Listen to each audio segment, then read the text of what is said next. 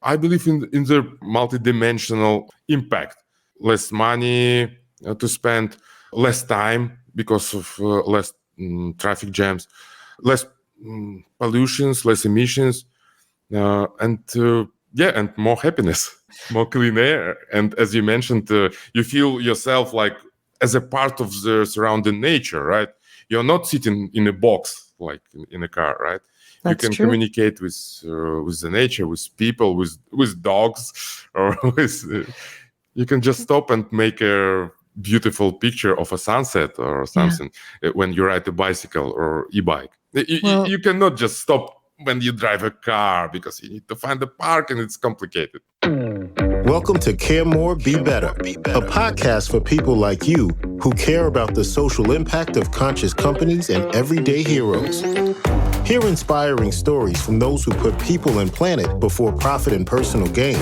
You'll learn how you can make a difference, vote with your dollars, and get involved today. Here's your host, Karina Belizzi. hello and welcome. Today is a special occasion as it marks our 100th episode. Over the course of the last year and a half, I have enjoyed learning on this adventure with you more about social impact stories, about sustainability, and ultimately about regeneration. It has been my honor and my privilege to tell these stories, to connect with incredible guests, to deepen my understanding, open my mind, and hear that I'm able to help you do the same. So I want to reach out and just say thank you. Thank each and every one of you for listening to the podcast, for watching it on YouTube, and for sharing your thoughts with me as well. Ultimately, together, we are caring more so that we can be better. Each episode, I invite you on that journey as I work to open my mind and get to know a new subject matter a little bit more deeply. I have become more of an activist in this time, and I know that I've inspired some of you to do the same. When you visit caremorebebetter.com, you can sign up for our newsletter and you can receive a simple guide that I created for all of you. It's 5 steps to unleash your inner activist. And really, it just provides practical guidance to get you thinking about the things you care about and what you might do to champion them. I would like to also invite anyone new to the show to go back to our earlier episodes, and you could even start from the very beginning. That first episode was my interview with Keira Martinez. She's the founder and the brainchild behind Love Without Borders for Refugees in Need. She proves with her efforts that one person with one idea and some passion can make all the difference in the world for so many people. She has changed the lives of refugees in Greece, and she's ultimately working to make their lives better and inspire people around the globe through her TED Talk and so much more. Today, as we meet a new guest, we're going to touch on some of the same topics, war-torn regions, and what we can do individually and overall to help and support. Each of us has power. Each of us has the ability to make a difference, and we can stand up and be counted. Our activism doesn't have to look like marching in the streets. It can look like sending emails. It can look like making phone calls, and it can certainly be as simple as something that you integrate into your daily life. So in honor of this 100th episode, I'd love to invite you to one simple act.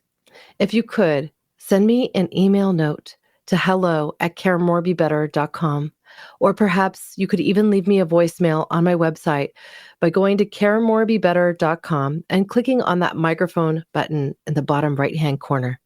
You could do this from your cell phone, your mobile device, or your desktop. They all work. You'll have the opportunity to review your audio file before you submit it. And when you do, if you could tell me whether or not you'd be happy for me to share it on the podcast, I'd appreciate it. It would be my dream to be able to share feedback from the community directly on this show the next time I record. As we get into today's episode, I am going to invite you to think about a couple of things. First, the individual we'll meet has roots in the Ukraine, and we all know that this part of the world is really in turmoil. So I'd like for you to keep an open mind and also listen a little intently, as we do have an accent that is a little different than most you hear in America. Today, we will touch your heart, inspire all two-wheelers out there to try something new as we get to know Daniel Tonkopi. He is the founder and CEO of Delfast Ebikes. We're going to learn how this founder with roots in Ukraine is building e-bikes with a range of 230 miles on a single charge. We're going to learn how he has brought forward this great idea after being one of a second generation of ecologically minded individuals in the same very family. These bikes, they're incredible. They even enjoy the Guinness World Record bragging rights of the longest distance traveled on a single charge. His story has been featured in Forbes, TechCrunch, Bloomberg, Auto Evolution, and Electric. And as we get started with today's conversation, we're going to also reveal something else for you.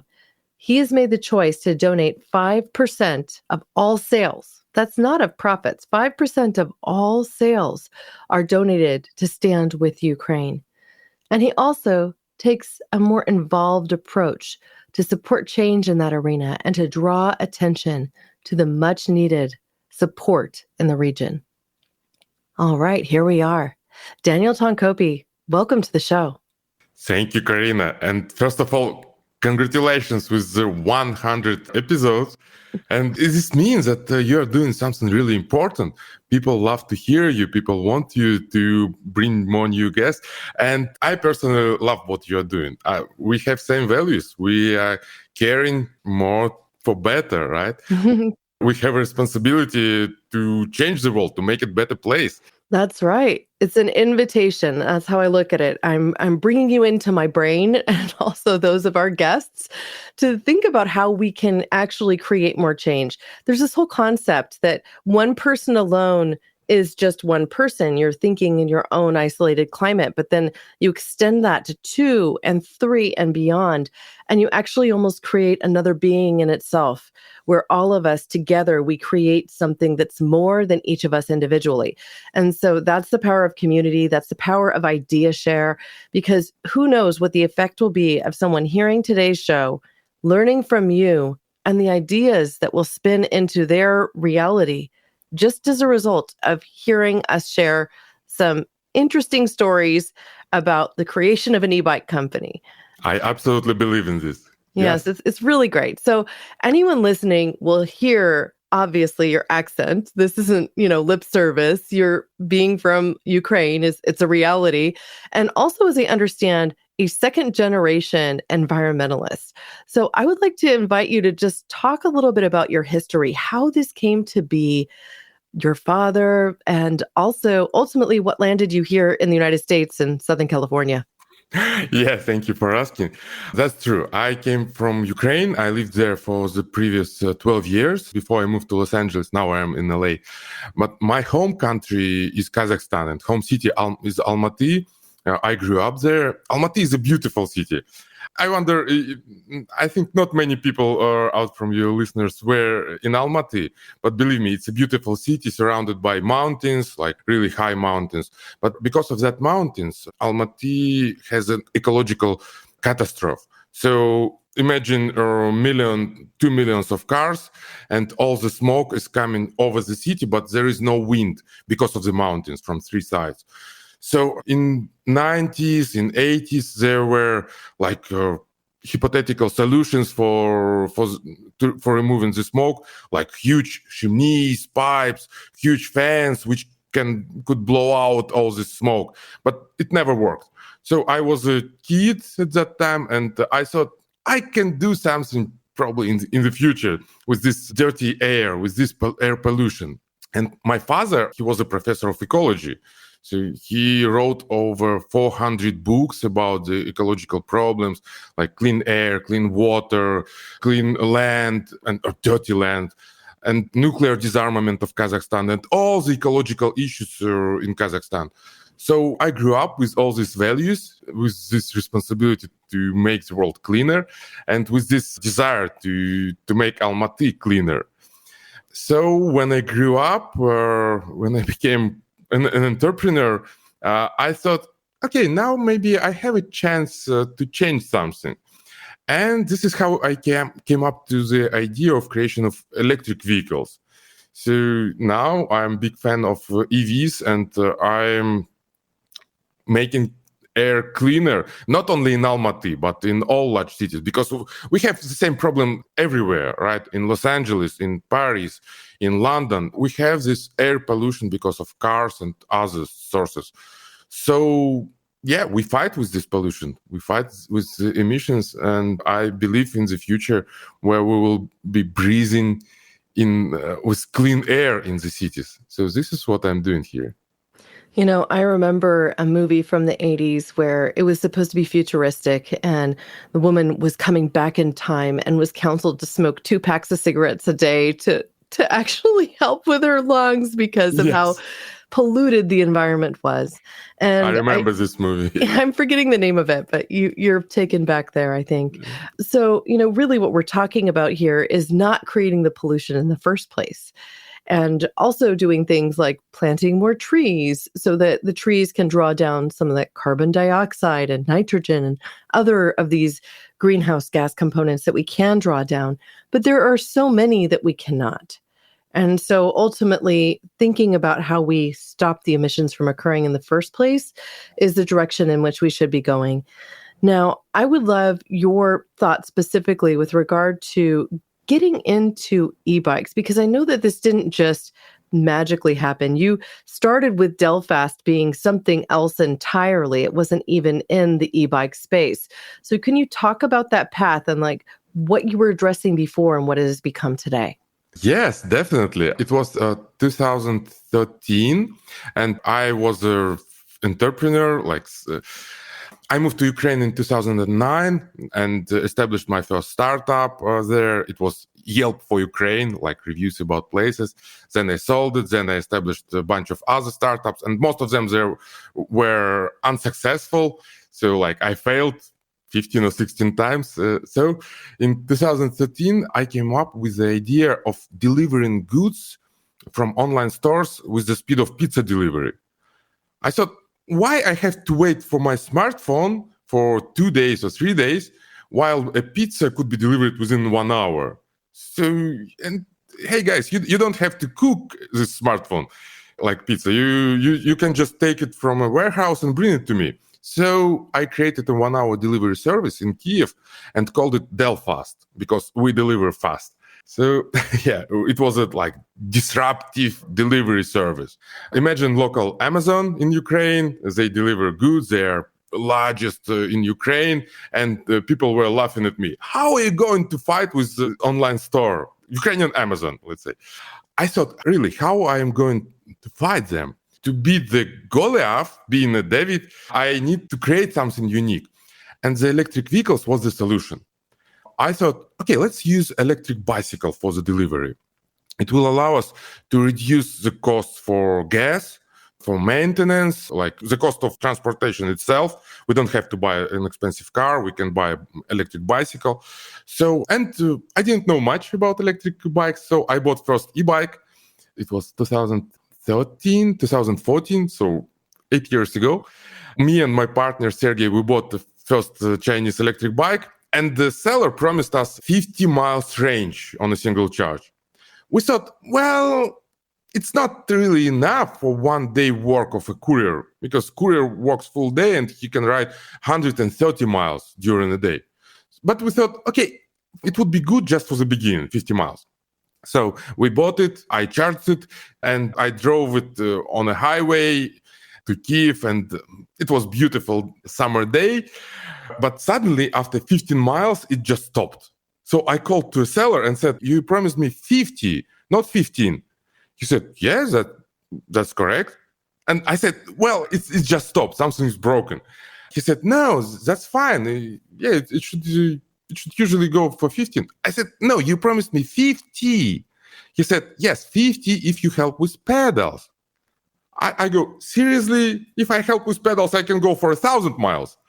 So that day I realized that all electric bikes on the market, 99.9% of e-bikes have small range of less than 30 miles on a single charge. And we needed larger, much higher range. So me and Sergey, we reinvented e-bikes. We started to redevelop e-bikes, had a lot of experiments with frame, with battery, with motors, with computer, with brain, like with everything inside, to solve our own problem of our own courier service, right? So step by step, we created an e-bike which exceeded all the limits, which can drove 230 miles, as you already said. And later we established the Guinness World Record. So we created these bikes just to give them to our couriers to make deliveries. And the delivery service was successful. And step by step, we thought, so probably we can start selling these e-bikes, not just providing courier services, but to sell a product.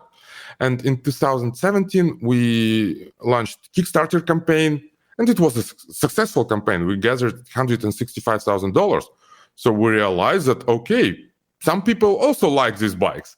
Not only us in Kyiv, but people in America, in Great Britain, in Australia, everywhere. They like our product. And from that moment, we had two business units, like delivery service and bike production unit. And in 2020, we sold our courier part of the business. So now we are not couriers anymore. We are a bike production company. But it's the same company with the same name, Delfast, because we grew up from there, from the delivery service. So now we are growing like 3 times a year. We sell bikes all over the world, but our main market is America. And that's why 1 year ago, me and my team, part of our team, we moved to Los Angeles, because I believe this is like probably a capital of electric vehicles of the world. They're everywhere. Anyone who has spent time in a big city like New York or San Francisco or Chicago knows that bike delivery is a thing. I mean, it is how you get your takeout meals, because bicycles can get to you much more quickly because they can circumnavigate traffic and get directly to your door. And of course, having an electric version makes it much easier for the delivery person because they're not arriving drenched in sweat and hot summer months. Yes. So I can see the obvious benefit here, but your bikes are different than other e-bikes that I've seen out there. They look like they're bridging a gap between something that is much more, it looks technologically almost like you're borrowing from downhill mountain bikes that are very high tech and also motorcycles or dirt bikes. So how is it that you exactly conceived this and brought it together as a package that's different than what we typically expect from an electric bike today?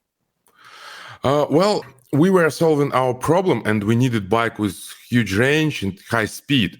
Actually, Forbes said that we produce the fastest e-bike on the market. Yeah, 50 miles an hour. Yes. I mean, that's like a scooter, you know, it's more than an e-bike in some ways. That's what I'm getting at. And that's a terrifying speed for most people. True. So we were solving the people's problems, like couriers' problem.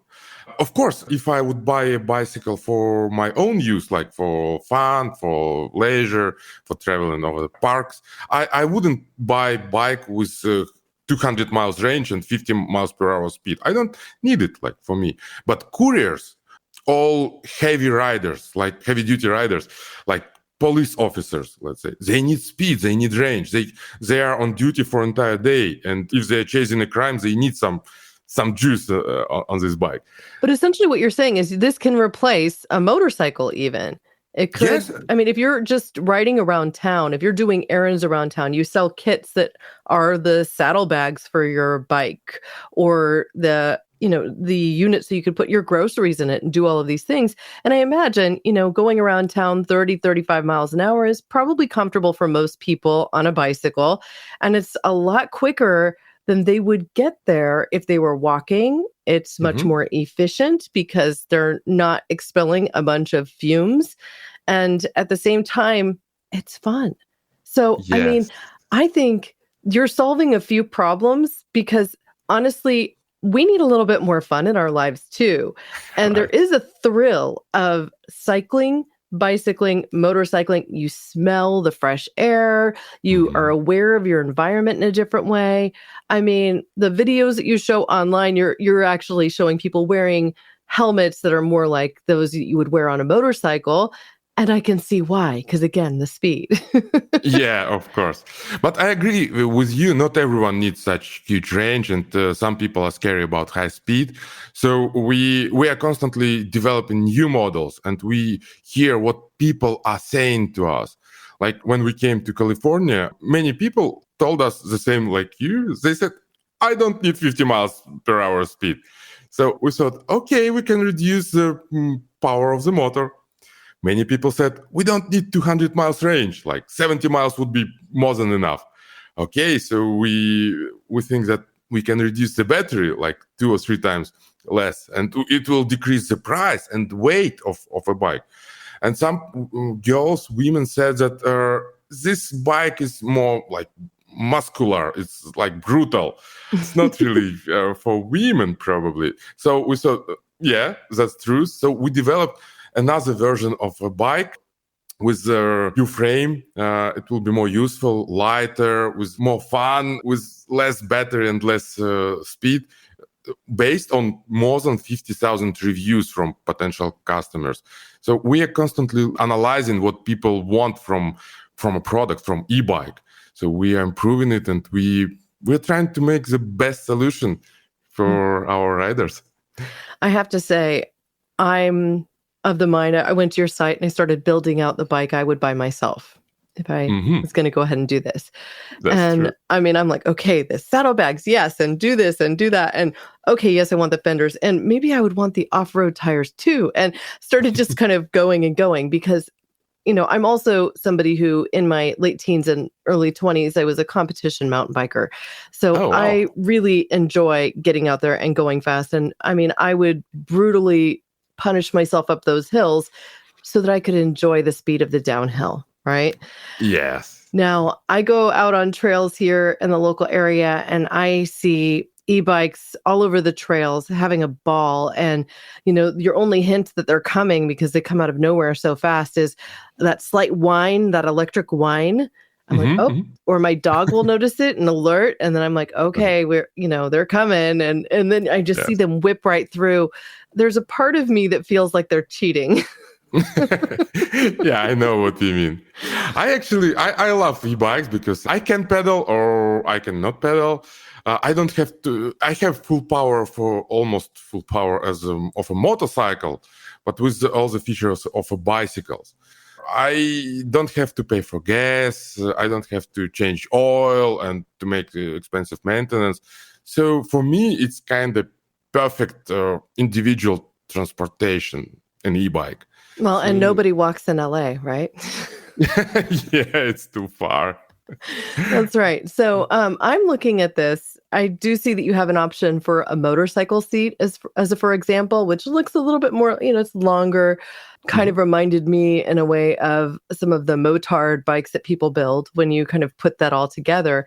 I wondered, is this feasible for 2 people to ride on? Can the bike manage it? What are your thoughts? Well, we calculated the frame, all the loads and everything. And actually, the short answer is no, it's not feasible for 2 people because we are a bicycle, not a motorcycle. But I will tell you how we came up with this motorcycle type of seat. A couple of years ago, we spoke with LAPD and gave them our bicycle for test ride, just common bicycle seat and everything. And they tested it for a month and said, okay, it's perfect. We want to buy after all these processes, but we need to make some improvements on this bike. You have to put red and blue lights, siren, and etc. And we need rear racks, like to put our laptops and police stuff. So we thought, how we can attach rear racks? We cannot put it on this bicycle seat. So we experimented with trunks, with racks, and finally we came with the bicycle type of seat. There we can attach rear racks, like panniers. And they said, okay, yeah, this is what we need. But after that, they refused to buy that time. But anyway, we put this bicycle type of seat on our website, and it increased our sales volume on about 30%. So people also want this. They like the comfort.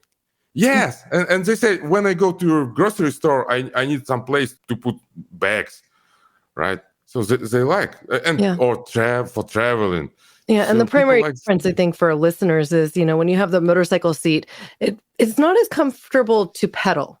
And so right. if you intend to also pedal, then you might not want the motorcycle seat. But since the range for this vehicle is 230 miles, you wouldn't need to. Yeah, that's true. And frankly, our couriers, like many years ago, when they came to work, we had a lot of sportsmen, people who love riding, bicycle professionals. So they told me, "Oh, Daniel, I will pedal it. I don't need electric power. Like I will pedal. Maybe I will use pedal assist, but not a throttle." But you know what? After 2 or 3 days of work, they all just use throttle. Yeah, they get used to it. Nobody's pedaling. Well, Yes. and it's, for people who haven't ridden an electric bike, the torque, it's instant on power. So how have you managed that so people don't literally just fly off the cycle, given that, it's instant on power and you've got quite a Yes. bit of that power band is pretty intense. Absolutely, yeah, and you can see it in electric cars, like in Tesla. You have an incredible speed and acceleration, right? So we can also have such a huge acceleration. So we slow down it artificially, and we have our own proprietary electronics, our own main board, so we can control everything. And this is not only about this accelerating, but it's all about their maintenance, like all the telemetry. We can see the temperature of a motor, of a battery. We can see how are they used. We can see GPS positioning and send some notifications to owners' smartphone. So we track all the parameters of the bike to provide the best experience to a rider. That's really cool. So I'm just thinking about the environmental impact of what you're doing too, because if you do replace the around town errand running and even some longer trips, you're replacing emissions that could have been quite dramatic and also making something a little bit more affordable than that Tesla that you just mentioned. Yes, of course. So what do you hope that Delfast e-bikes will replace? Well, I believe that people will use electric bicycles, Delfast in particular, but not only, for most of their short and mid-range trips. Like you don't have to take a big car if you go to a grocery store or to a drugstore.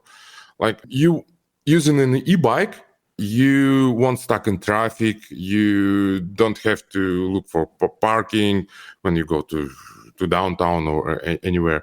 So you won't pay money for gas, which is expensive now. Mm-hmm. Electric bicycles compared to common motorcycles, they have much less spare parts. Mm-hmm. Like there are 1,000 spare parts in a motorcycle and there is 50 spare parts in an electric bicycle. So less spare parts means less things that can be broken. So less things to maintain. Which again means less money to spend and less time to spend.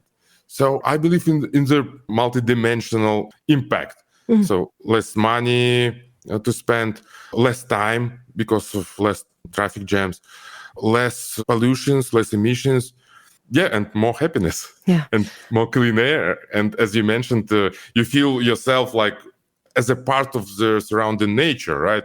You're not sitting in a box like in a car, right? That's you true. can communicate with the nature, with people, with dogs, or with you can just stop and make beautiful picture of a sunset, something when you ride a bicycle or e-bike. Well, you cannot just stop when you drive a car because you need to find the park and it's complicated. Yeah, I think this would come to a concept that I discussed with Nina Simons in a recent episode. And that is specifically as we talked about cascading benefits. Because if you really kind of get to the root of something and you've thought through how it can impact every area of, let's say, your life, you can identify the cascading benefits. Yes. But still, it does require materials to build something like an electric bike. And right now, some of those minerals and such are, they're becoming more, those rare earth minerals that are needed to create the batteries that power the bike are a little harder to come by We have some plans on the docket that are up for approval to begin mining for rare earth minerals, even on the seabed floor. So I'm curious to know how you presently approach the procurement of all of the components that you need and what your view is on how we're heading forward to ensure that we can continue to build great electric vehicles without unduly affecting our planetary health. Yes, this is big question and absolutely important. And we cannot solve it at once, so we trying to solve it step by step. Like a first huge step, we can start using electric vehicles in general. I mean, not only our bikes, but generally electric bikes, electric cars. This will mean that we will reduce emissions, gas emissions in our breeze area. So I'm not saying that the production of lithium-ion batteries is clean. No, it's definitely not. But at least this production is located out of cities. So as the first step, we take out the pollution from cities, from our breeze area, from the place where we live, to the deserts, to the industrial area, like hundreds of miles out of large cities. So this is one step. Another step is recycling and reusing. Our bike's frame is a steel frame. It's easily reusable and recyclable. The most pollutive part definitely is the battery. Is the lithium-ion battery. It's in all vehicles. In our bikes, in electric cars, it takes 1/3 of a cost, up to 40% of the cost of the bike, and 1/3 of a weight, and it has some chemistry, like lithium-ion. So what we do? Our battery can live for 3,000 life cycles, which means if you charge the bike every day, nobody charges every day, but if you charge it every day, it will live for almost 10 years. Anyway, some customers are asking us, do you have a policy of replacing battery, of recycling this battery? And now, yes, we do. So we will take the battery back and reuse them. What means the materials can be reused? Because my impression was that some of the degrading of that battery with time would mean that it becomes waste, and then that waste has to be managed. Absolutely. The degrading is about 70%, 30% of degrading, which means that battery will have 70% of its capacity. It will not be enough for powering a vehicle, but the battery still can save some power in it.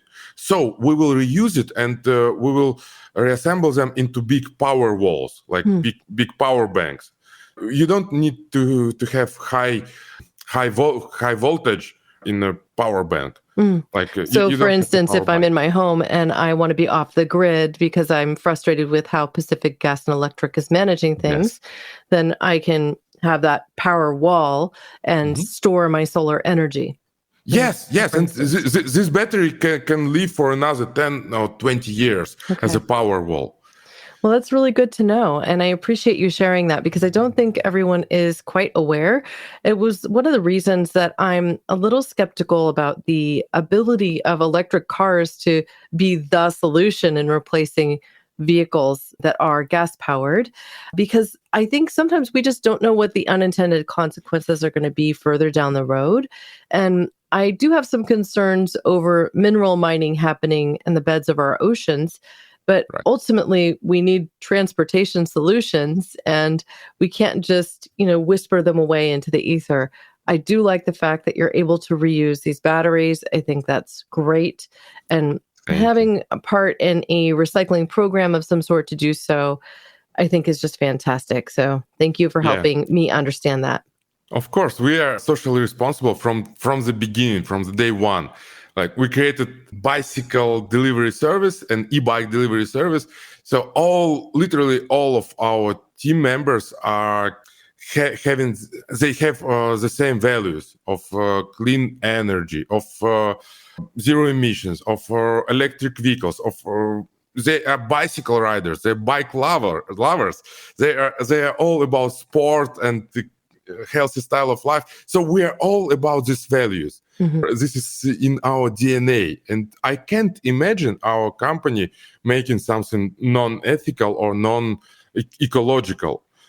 I remember one story where I hired a social media manager. This lady said, she was a professional, really high professional in SMM and marketing. But she said to me, Daniel, I'm afraid of bicycles. I fell down in my childhood, so I don't really ride bicycle, but I can write articles and do posts and everything. And I said to her, how are you going to write articles of something what you are afraid of? You won't be able to share your love, your passion about it. So even she was a great professional, so we couldn't start working together because of this reason. Well, it's the authenticity that you need, somebody who can be as passionate about it as you are and live it and breathe it, and then it will be something they enjoy more. So I get that too. Now, I think you've mentioned a few times here the weight of the bicycle. I'd like to know a little bit more about how much the bicycle weighs. And then if you can also talk about theft prevention, because in many cities, of course, like if you want to park your bike and then go in and do shopping, you need to be able to come back out to your bike. And let's just say there are bike theft problems all over the country. So if you can help us understand that, I think that would be lovely. Yes, definitely. This is a problem that we met from the day one. Like it's the same problem everywhere, in America, in Europe, in Ukraine, anywhere. So, and our technique is pretty expensive, so we have to care about it. It's not just $100. I wouldn't be glad if my bike of $100 will be stolen, but this is like several $1,000s technique. So what do we have now? We have all the tracking of the bike, GPS tracking, SIM card with constant monitoring.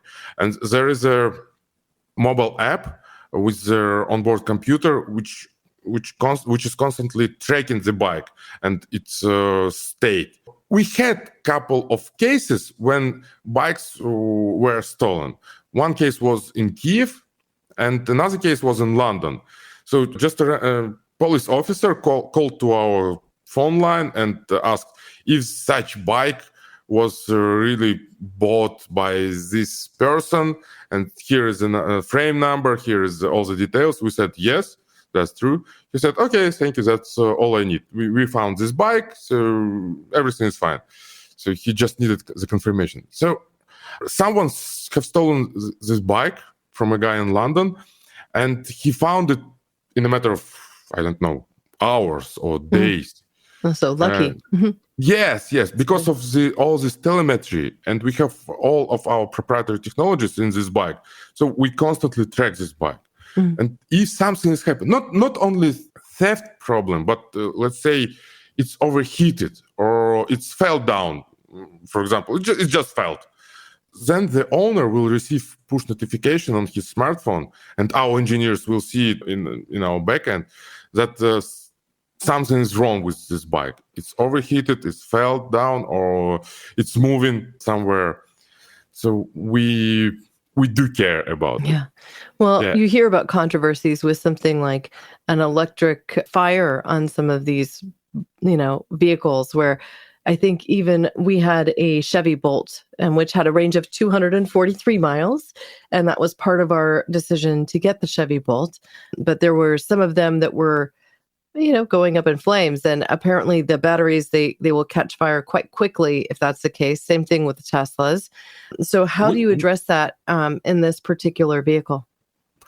Actually, I should confess that we had such problem, like maybe 5 or 6 years ago when we had our delivery service. One day we came up to our office, to a courier station, and we saw that everything is just burnt out. Oh, wow. Yeah. So it was like, wow.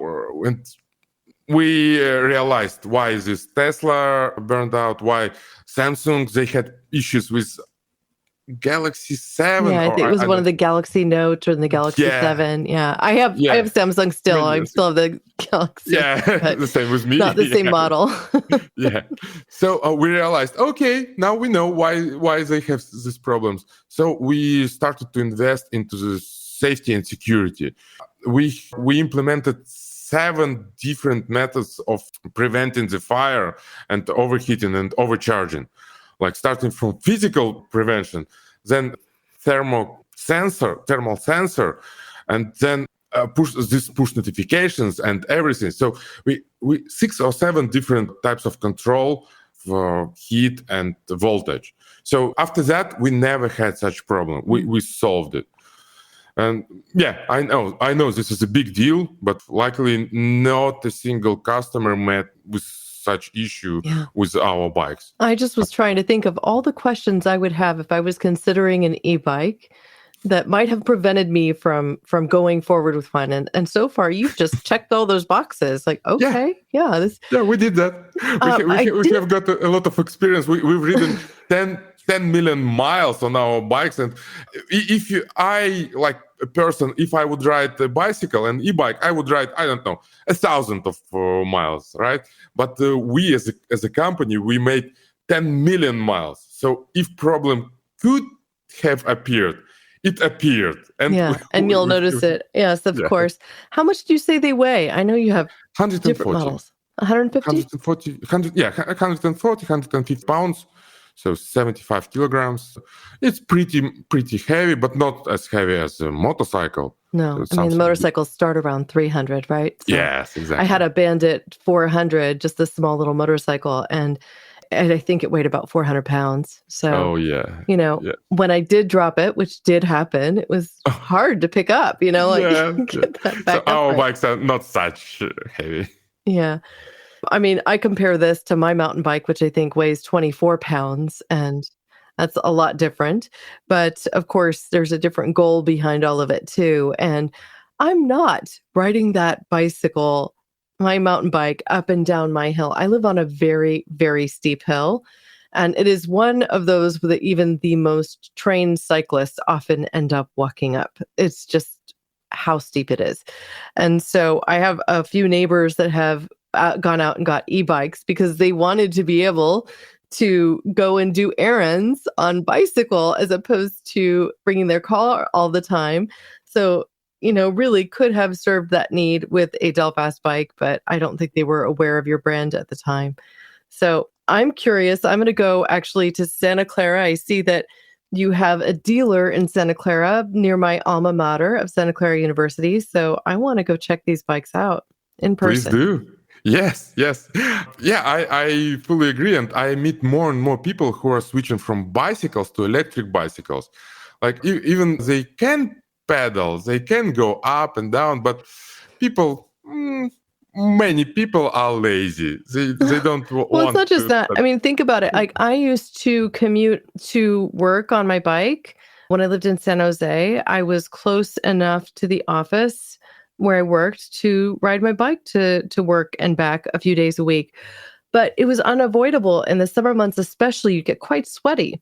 And, you arrive there, you want to be presentable. It's not necessarily the easiest thing to then transition right into your workday. And so I think there are a lot of people who would choose to cycle if they could, but they don't want to, be smelly and as they arrive at work.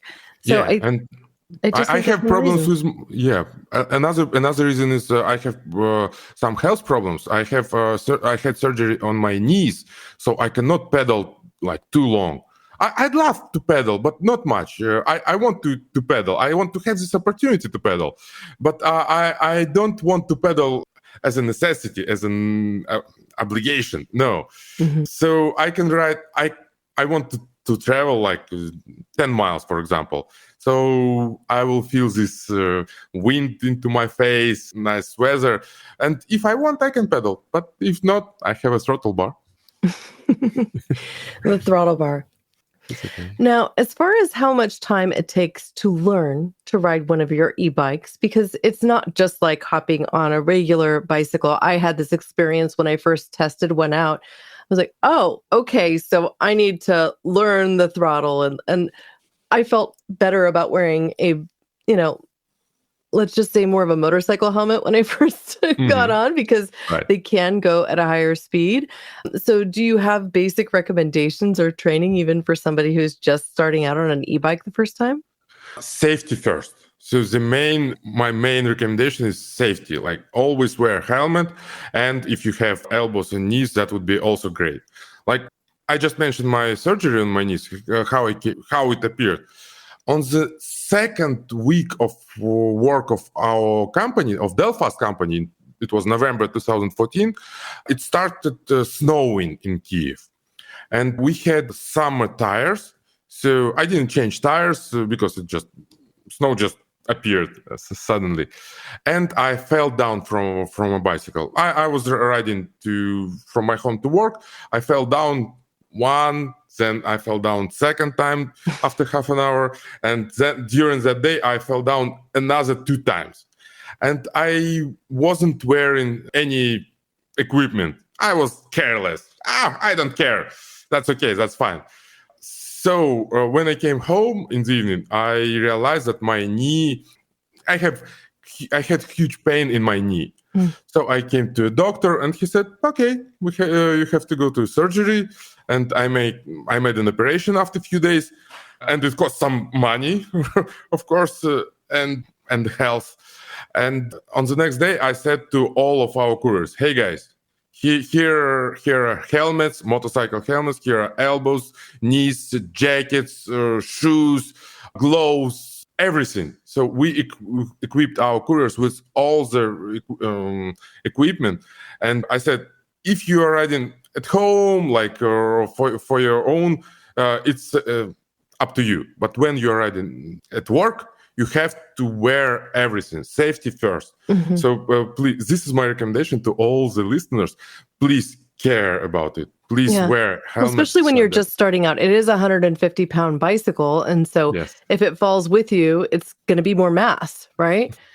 So that's a reality. I mean, when you learn to rollerblade, roller skate, what are the things that they often give you? It's the wrist guard, the elbow, because one of the most common injuries, especially for rollerblading or roller skating, is the elbow. You fall back on your elbow. And, that can be a really debilitating bruise, like hard to raise your arm. You can get bursitis and other things that relate, and which is just inflammation in the arm. But it takes a while to recover. So I like to be active. I love to cycle. And I know that I would probably become a fast addict of an e-bike just because it's less work and it's a lot of fun. So that's fantastic. So you will have an opportunity to ride our bike. And I'm going to get to Santa Clara. I'm going to try it out, and I can always report back. I think that will be really fun. Maybe you can come back on and I can give you a review of my Let's do it. I'd love to. Thank you. I love that. Now, if there was a question that I haven't asked that you wish I had, what might it be? And you could ask and answer it. And if you don't have something, just a thought you'd like to leave our audience with. Yes. So if you would ask me about our plans, so, what we are going to do. What's next? Are you going to have a motorcycle?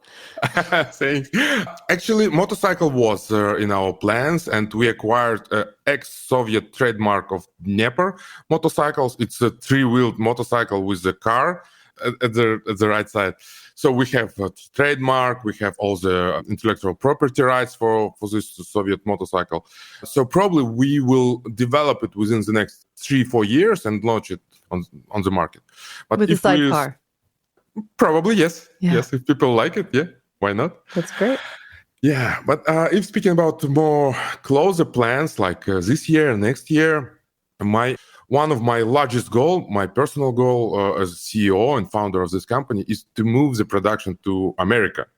Now we produce our bikes in China. Most of the parts are assembled in China. Battery, like frames, we produce in Ukraine, but there's like 80% of spare parts are produced in Asia.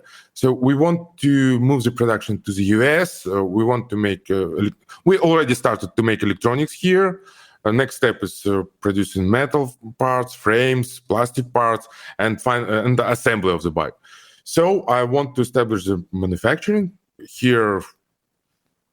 We didn't decide which state yet, but this is in our list. This is our next task to find out which state. And I speak with authorities of different states: Texas, Nevada, New Jersey, California, of course. So we are on the way of figuring it out. So we want to move production here to be closer to our customers, to produce these e-bikes so they will be assembled and made in the US. And we raise investment round for this purpose. We're raising $20 million Series A round. So this is our second big goal, to raise investment. And third goal is to launch our new model, which I mentioned before. It will be smaller, lighter version, more affordable, more. It will give more fun. It will give more enjoy of riding. Not such heavy, not such brutal, but it will be good for more people, for men, women, and we are hoping to launch it in September. So please stay tuned. Well, that's right around the corner, and yes, in time for my birthday. Great. Okay, I know what you mean. Okay. Oh, I'm half joking, but no, I would never say no to a gift like that. So if you're looking for a beta tester, even if it's on loan, I would love to beta test a new bike. Great. That would be a lot of fun. You.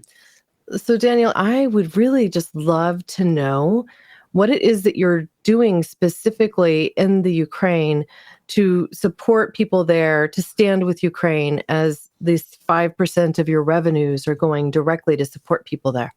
Yeah, thank you for asking, and thank you for support to Ukraine and for being with us, for staying with us. Yeah, we do a lot. We work as in two shifts now. One shift is in Delfast or in other companies, and second shift is to fight against the Russian invasion. So what we do, 5% is what we donate to the people of Ukraine of all of our revenues. We give bikes for free, and Ukrainian army equipped our bikes with the rocket launchers. So they put it on the back and work against Russian tanks and other technique. These are the realities that we don't necessarily want to think about, but it's what's happening there. And so you're essentially actively becoming a part of the resistance. Absolutely, yes. We help to medical volunteers. We buy some medicine and medical equipment. We buy binoculars. We buy internet connection and everything to them. But this is not only what we do.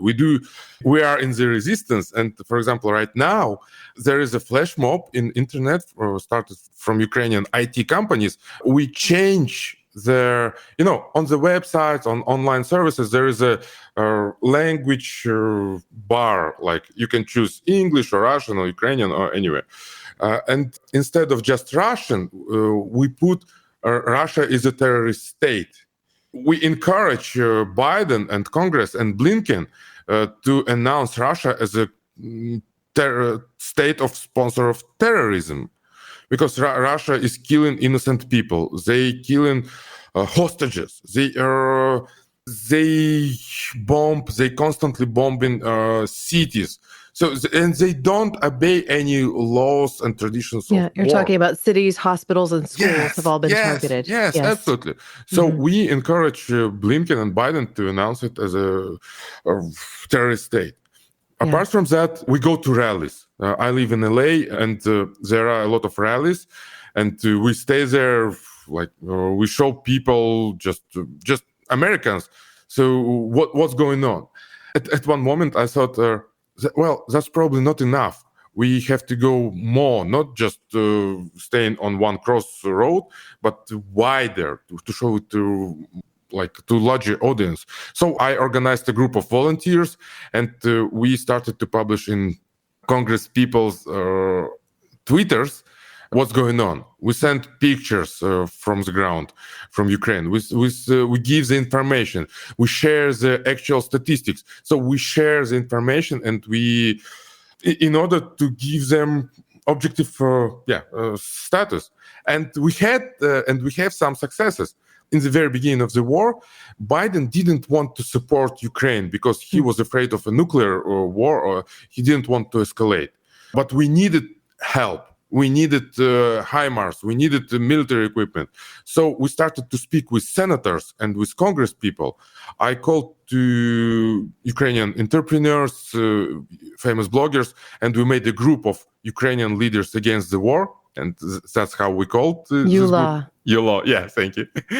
And we spoke to senators, and finally Congress approved this Lend-Lease for $40 billion help. We helped to make it happen. So what you're speaking to is sometimes activism has to be a little noisy and also creative. You have to band together. And guess what? Congress listens to entrepreneurs because you're creating money and you're paying taxes, and you sometimes have to leverage that and be a little noisy and be that squeaky wheel, from that little moniker on your site to call Russia a terrorist state, to the brass tacks of getting a group together and approaching and lobbying Congress. So hats off to you for doing that. Thank you. And this is not only about Ukraine, it's about the world. If Ukraine will lose in this war, this will give a signal to the entire world that the democracy probably will lose when staying in front of Putinism. Fascism. It sets precedent, right? It sets precedent for what we allow. And ultimately, the annihilation and elimination of an entire culture and peoples is not something we can stand idly by and just deal with. So thank you for that. And for giving 5% of all sales from Delfast to this effort, in addition to the other efforts, which are not necessarily monetary, but which are just as important and vital. That's incredible. And I, for one, appreciate it. It's helpful for me to be able to tell a piece of this story because it's very sensitive. And I should probably have prefaced today's episode with a bit of a trigger warning about that, because the reality is when we talk about war, people get really uncomfortable. But hey, we got to talk about the uncomfortable things too. Yes, we are dying. People are dying. People are leaving country. This is our reality, and we are fighting with this invasion. This is not what we wanted to have. This is what crazy Russian army invaded to Ukraine. So we protect our houses, and we are proud to do this. Yes. We will fight for our houses and for our democracy. Well, the spirit of the Ukrainian people has been on full display for all of us. Thank from you very much. Your president and really from everyone. So it's been an incredible journey. Thank you for your efforts with Delfast. That's incredible. Yes. Thank you. And thank you to you for your support. And thank you to all Americans for staying with Ukraine. And thank you to Congress, and thanks to Biden too. Well, we do appreciate the United States for all the help and for all the support. So as we close today's show, I want to invite everyone to investigate further. I'm going to include all sorts of links with our show notes, including some of the videos that you have online, so people can just quickly snapshot them and get a feel for what these bikes are actually like. It is such a blend of available technologies. I think they look really cool. I mean, I'm impressed, and it can take a lot to impress me in the space of, electric bikes. What I will say too is your website, just for everyone to find it, is us.delfastbikes.com, correct? Or you can just delfastbikes.com without the US. It will automatically redirect you to the US version of site. So Perfect. delfastbikes.com. Yes. That's fantastic. And you can find a dealer local to you. I understand you have more than 100, so shouldn't be that difficult, correct? Yes, and if you don't have a dealer, just call us or write in our chat on the website. We'll reply immediately, and we'll find the solution how to bring the bike to you. That's fantastic. Yes, all right, Daniel, thank you so much for joining me today. This has been my pleasure. Thank you. It was a pleasure for me. Thank you for having me here. And thank you, everyone, for listening. If you have questions for me or for Daniel, I hope you'll send me a note or leave me a voicemail. All you have to do is click that microphone icon in the bottom right-hand corner, and you can leave me a voicemail message. Just go to caremorebebetter.com and contact me directly. You can do so from your mobile device, as I said, as well. Thank you now and always for being a part of this pod and this community. And thank you for helping us reach our 100th episode. I feel like I need a little bit of celebration with all of you, but this has been really fun to host a conversation about a technology that can help you get outdoors, enjoy some sunshine, take care of errands, and pollute less.